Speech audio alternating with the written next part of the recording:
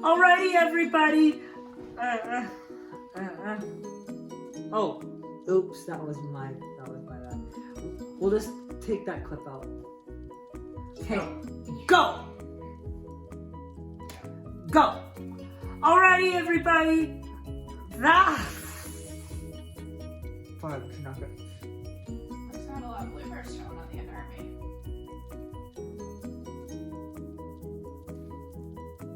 Take a deep breath. Go. Hi, everyone. Welcome again to another edition of Storytime with Robbie. Hope you're all doing well and staying safe during this gorgeous summer. Today I'm going to be reading I Don't Want to Be Big by Dev Petty. And I'm going to be reading There's Nothing to Do by Dev Petty. And I'm going to be reading Truman by Jean Reedy. Hope you enjoy. Let's get started.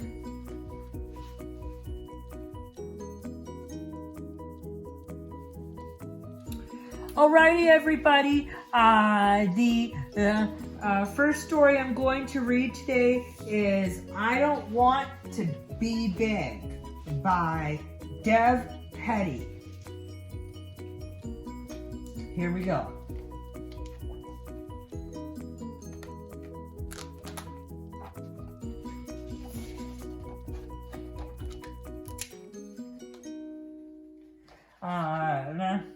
You need to eat dinner. I don't want to. You don't want to grow? I don't want to be big. Why not? Well, first you're 1 inch and then 2 inches, then 3. When does it stop? Frog, you can't stay small forever. An ant stays small forever. So now you want to be an ant? Not really. Don't you want to be tall? I have you to be tall for me. You can just carry me around. That will work out great. Let's go over there. Now here. Little to the left. Perfect. Don't you want to be able to jump high enough to meet the tree frogs?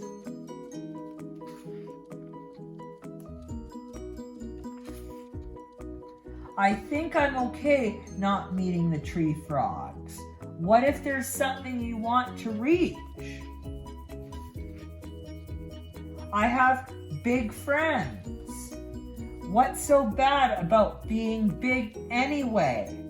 If I grow big, I'll miss the leg groom or hit my head on things and do elephants when at hide and seek. Nope. All I can do is sit around being big. Are you sure you don't ever want to be big? I'm so sure I don't want to be big. That on a scale of 1 to 10, I'm sure, 0, 5, 10, 11. I'm here.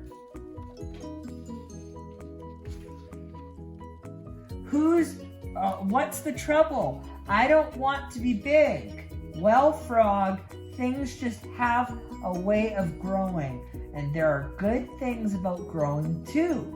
You're closer to the sun. Actually, that has its drawbacks.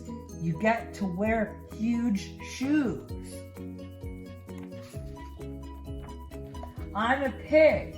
I don't wear shoes. The best part is I get the biggest pool of mud and the biggest bucket of garbage. Is there anything good about being big that isn't about mud or garbage? Not really, but growing bigger doesn't mean you have to grow up. It doesn't? Nope.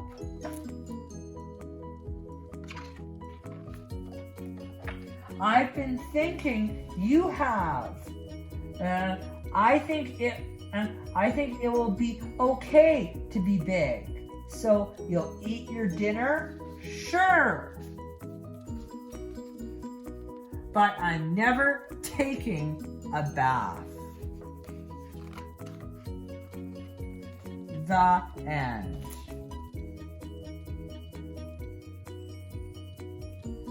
Alrighty, everybody. The second story I'm going to read today is There's Nothing to Do by Dev Petty.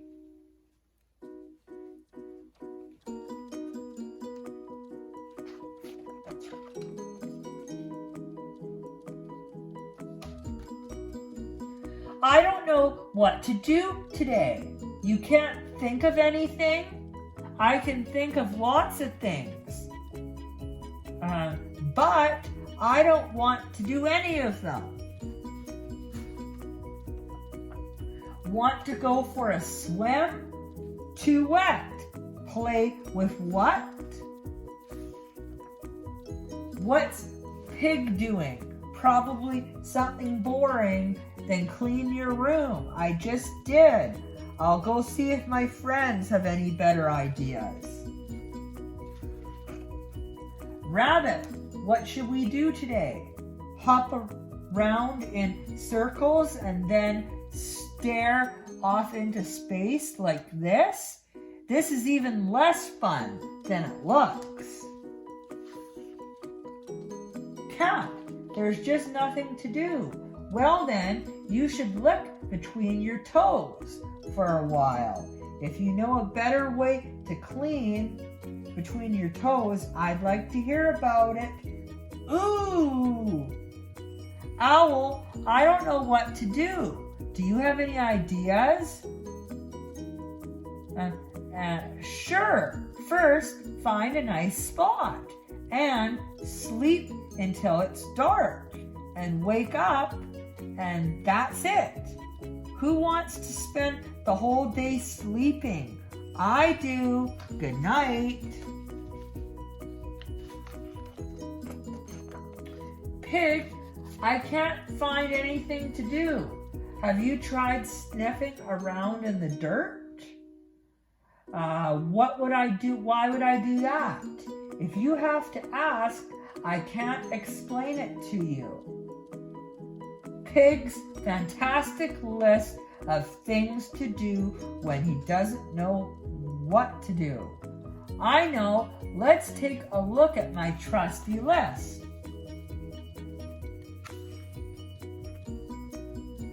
Continue. Build a model of the Eiffel Tower for 3 hours without stopping. 3. Stare at the wall.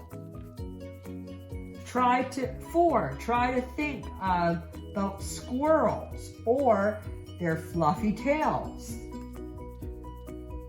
5. Wake owl. 6. Spin around until dizzy.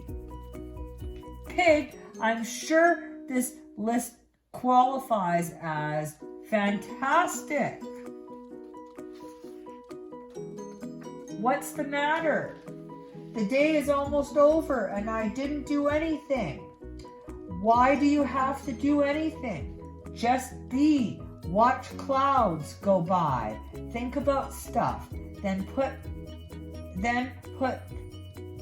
do nothing on your to-do list and check it off. Sometimes the best ideas come when you stop looking for them. Really? Let's try it. Take a deep breath, empty your mind. Oh, it's empty. Be one with the universe. One. Check with the one with the universe. Check. Now wait. Waiting. I've got it.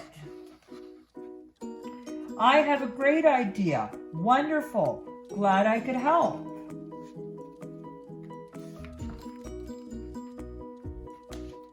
Sit with me for a minute. So, what did you do all day? Nothing. And you know what? It was great. I came up with the best idea of what to do tomorrow. You have school tomorrow. Oh, I can't go to school? I've got nothing to do. The end. Alrighty, everybody. The third story I'm going to read today is Truman by Jean Reedy.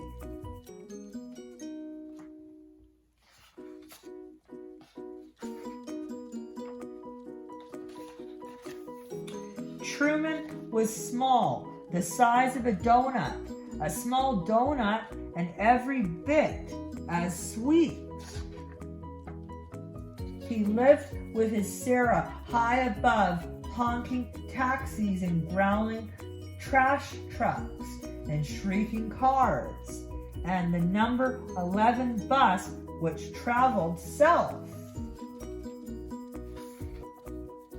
Truman never honked or growled or shrieked at anything or anybody. He was peaceful and pensive, just like his Sarah. One day, Sarah ate a big banana with her breakfast, clipped a bow in her hair, and buttoned up a brand new sweater. She strapped on a backpack so big 32 small tortoises could ride along in it. 1, 2, 3, 4, 5, 6, 7, 8, 9, 10, 11, 12, 13, 14, 15, 16, 17, 18, 19, 20, 21, 22, 23, 24, 25, 26, 27, 28, 29, 30, 31, 32. But 0 tortoises did. Sarah placed 7 green beans in Truman's dish, 2 more than usual. She kissed her finger and touched it to his shell and whispered, "Be brave." Then she left. Not to worry, she left before and she always returned. But this time, that backpack was particularly big and Sarah looked particularly pensive. And that banana and that bow, and let's not forget about those extra beans. That's when Truman saw something he'd never seen before. Sarah boarding the number 11 bus going south. The bus roared away. Truman waited for Sarah to return. He waited and waited. He waited 1,000 hours, tortoise hours that is, until he could wait no longer. He would go after his Sarah. He would catch the number 11 south, even amid the honking and the growling and the shrieking, even if it seemed impossible. Bonk! That's when he noticed the rocks, 3 rocks that had always been there. Ordinary rocks that now seemed extraordinary. And the arm of the couch and the pillow propped just right, and that tall boot, and the rug, that glorious.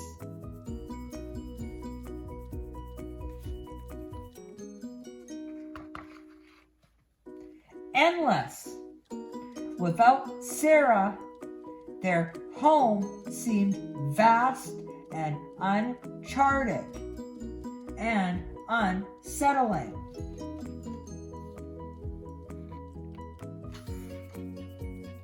Truly unsettling. But perhaps most unsettling was that Truman could no longer see the taxis or the trash trucks or the cars. Which way was south anyway? Now the sun hung low like Truman's head and heart. Just then, and then, vroom, screech, wish, up floors and under doors. Truman heard it. A bus. It was time to catch the number 11 south. Amid the honking and the growling and the shrieking, yet standing there in the ray of light, Truman felt peaceful and pensive and brave. But just as he was about to slip under the door through that opening barely the size of a small tortoise, Sarah, she spotted him, shining like the sun. Truman, she cried. She scooped him up and said things like, "Oh my goodness, and you, and how did you ever, and amazing." Sarah kissed her finger and touched it to his shell and tucked him back safely in his tank, where he was peaceful and pensive and proud. And later, just before bedtime, she read him a story. Truman. Now Truman knew that one day soon he and his Sarah might travel south, show and tell, to see new sights and hear new sounds and think new thoughts. Together, the end.